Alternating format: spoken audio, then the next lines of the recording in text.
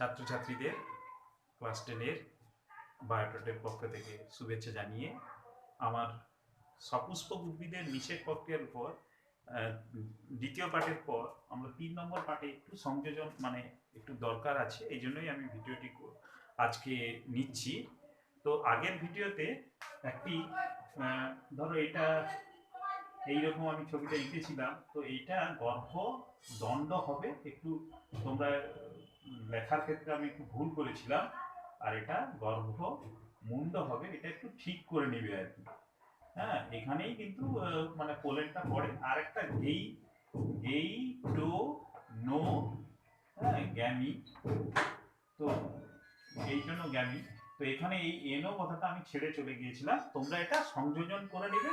আচ্ছা, এটা পর আমরা এই থার্ড যে ভিডিও তাতে চলে যাই, সপুষ্পক উদ্ভিদের নিষেক প্রক্রিয়া, এবং এর সঙ্গে একটা সংযোজন করা উচিত না নতুন নতুন শিশু, হ্যাঁ শিশু উদ্ভিদ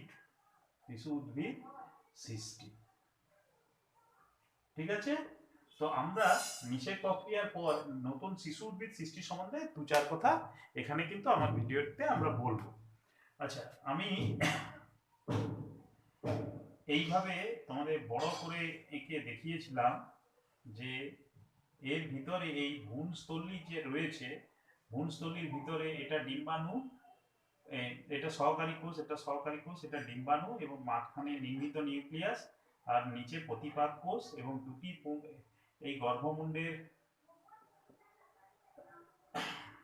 ভিতর দিয়ে দুটি পুংগ্যামেট এখানে ধাবিত হবে, পুংগ্যামেট এই পোলেন টিউবের ভিতর দিয়ে। তাহলে ছবিটা আমরা যদি সংযোজন করে নিই তাহলে কি পাবো, এর ভিতরে কিন্তু দুটো পুংগ্যামেট ধাবিত হচ্ছে, একটি নিষিক্ত করবে এই ডিম্বাণুকে, অর্থাৎ সহকারী কোষ এইটা ডিম্বাণু, তখন ডিম্বাণু সঙ্গে যুক্ত হবে, এই ডিম্বাণুর সঙ্গে তাহলে এই পুংগ্যামেট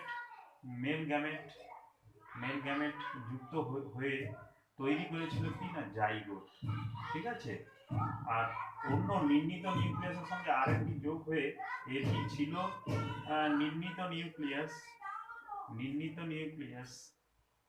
তো নির্মিত নিউক্লিয়াস, আর এর সঙ্গে যুক্ত হলো আরেকটি মেল গ্যামেট, তো একে আমরা কি বলছি না, তখন এটা হবে এন্ডোস্পার্ম, এবং এর ক্রোমোজোম নাম্বার কি হবে না 3n হবে। হ্যাঁ, এখানে কেন না এটা 2n, আর এটার সঙ্গে এটা n মিললো 3n, আর এখানে 3টে কোষ মিলিত হয়েছে, কারণ কি নির্মিত নিউক্লিয়াস, 3টি নিউক্লিয়াস মিলিত হয়েছে, নির্মিত নিউক্লিয়াসের দুটি একই, এই জন্য একে আমরা কি না ট্রিপলেট, হ্যাঁ ফিশন বলে থাকি, ট্রিপলেট ফিশন বলে থাকি, বা ত্রয়ী মিলন বলে থাকি। আর এখানে নিষেকটা যেহেতু মেল গ্যামেট এর সঙ্গে বড়টার সঙ্গে ডিম্বাণু, ছোটটার সঙ্গে এর নিষেক ঘটছে, নিষেকটা আসলে নিষেক বা ফার্টিলাইজেশন আসলে দুবার ঘটছে। তো এই জন্য একদিকে একে আমরা কি বলি না ডবল ফার্টিলাইজেশন বা দ্বি নিষেক বলি। তো দ্বি নিষেক বিজ্ঞানী নাওয়াসিন, তিনি প্রথম কিন্তু আমাদের জানিয়েছিলেন, বিজ্ঞানীর নামটা মনে রাখবে, দ্বি নিষেক নাওয়াসিন, হ্যাঁ তিনি আমাদের জানিয়েছিলেন। এখানে এই নিষেকটাকে আমরা, যেহেতু এখান থেকেই শিশু উদ্ভিদ তৈরি হবে, তো এই জন্য একে আমরা রিপ্রোডাক্টিভ নিষেক বলবো, রিপ্রোডাক্টিভ নিষেক বা ফার্টিলাইজেশন বলবো। কিন্তু একে আমরা কি বলবো না ভেজিটেটিভ কি বলবো, ভেজিটেটিভ ফার্টিলাইজেশন বলবো। তো তাহলে আমরা এটা ভেজিটেটিভ আর এটা এই দু রকম রিপ্রোডাক্টিভ ফার্টিলাইজেশন, এই দু রকম ফার্টিলাইজেশন একসঙ্গে সপুষ্পক উদ্ভিদের ভ্রূণস্থলীর ভিতরে ঘটে বলে একে আমরা কি বলি ডবল ফার্টিলাইজেশন বা দ্বিনিষেক। যাই হোক, আমরা দেখো এই ভ্রূণস্থলীর বাইরে কি আছে, ভ্রূণ পোষক কলা, আর বাইরে কি আছে ডিম্বক ত্বক, হ্যাঁ ডিম্বক ত্বক, আমরা এটা ডিম্বক মূল বলি, এটা ডিম্বক গ্রন্থ, এগুলো আমরা জানি। ঠিক আছে, তো এইখানে আমরা আমাদের এই পরের ব্যাপারটা যে শিশু উদ্ভিদ কি করে সৃষ্টি হচ্ছে, তাহলে আমাদের জানতে হবে যে এই ভ্রূণস্থলীর ভিতর এই ভ্রূণস্থলীর ভিতর একটা পার্টে কি আছে না এন্ডোস্পার্ম বা শস্য, এন্ডোস্পার্ম। এন্ডোস্পার্ম হচ্ছে একটা স্টোরেজ খাদ্য, এখানে শ্বেতসার, বিভিন্ন রকমের প্রোটিন, সমস্ত খাদ্যের যোগান কিন্তু এখানে আছে। আর এখানে আছে জাইগোট, এখানে কি আছে জাইগোট। তো জাইগোট মানেই তো আর নতুন শিশু উদ্ভিদ নয়, জাইগোট ডেভেলপমেন্ট বা পরিস্ফুটনের দ্বারা, মাইটোসিস কোষ বিভাজনের দ্বারা, আস্তে আস্তে ডেভেলপমেন্টের দ্বারা কিন্তু সে একটা শিশু উদ্ভিদ তৈরি করবে। আসলে শিশু উদ্ভিদ তৈরি করলে এই জাইগোটটি পরবর্তীকালে জাইগোট বিভিন্ন ভাবে কিন্তু পরিবর্তিত হয়, অকটার্ন কোয়ার্টার্ন, সেগুলো তোমাদের বিষয় নয়।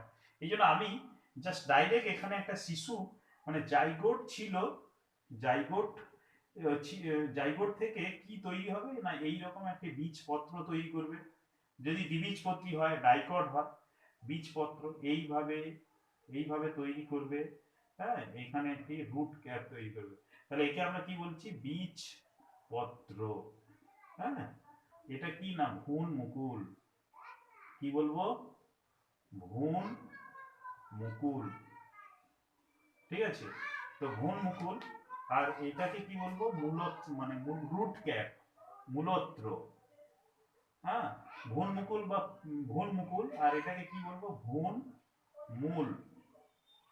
এই হাইপোকটাইল, ভ্রূণ মূল, হাইপোকটাইল বা বীজ পত্রা কাণ্ড। আর এই অংশটাকে কি বলবো বীজ পত্রা কাণ্ড। তাহলে আমরা কি দেখতে পাচ্ছি, এটা একটা ভ্রূণের ছবি, একটা এমব্রায়োর ছবি, শিশুর ছবি। হ্যাঁ, শিশু। তাহলে এখানে আমরা কি এখান থেকে মূলত্র তৈরি হয়, আর ভ্রূণ মুকুল থেকে মূল তৈরি হয়, আর এটা থেকে ভ্রূণ মুকুল থেকে বিটপ তৈরি হয়, একটা গাছের বিটপ তৈরি হয়, আর বীজপত্র মানে। তাহলে এই যে অংশটি এর বাইরে, তাহলে আমাদের আসলে এর বাইরেই আসলে আমাদের এই অংশটাই আসলে ভ্রূণ।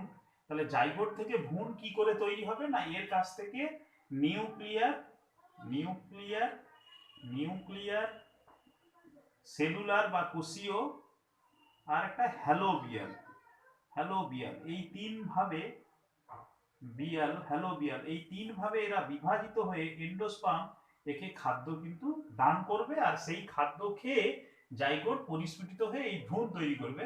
আর তখন এটা কি এটা ভ্রূণস্থলীর ভিতরে ঘটছে, তখন সেটা শিশু উদ্ভিদ হিসাবে পরিণত হবে।